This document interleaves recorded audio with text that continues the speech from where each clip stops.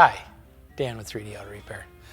One of the questions we get a lot, or we see a lot from our customers, is those cool cold air intake systems. A lot of times people want to add their own personal touch under the hood, maybe spruce up the engine compartment by putting a shinier, cooler looking intake system. Plus it gives their car a little bit of additional noise under heavy acceleration, which can be kind of fun and exciting.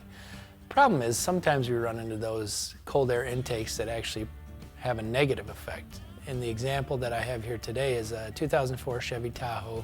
Customer bought the vehicle, it had the cold air intake on it.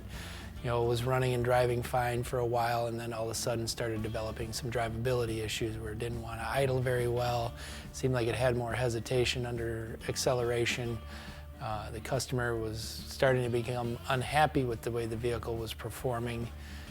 We did some diagnosing on it and informed them that the issue was this fancy aftermarket cold air intake was causing a majority of the problems with the drivability.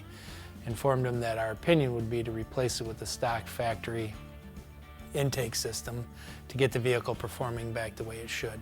We were able to find a used intake system for the vehicle based on its age and the fact that the parts were no longer available through GM.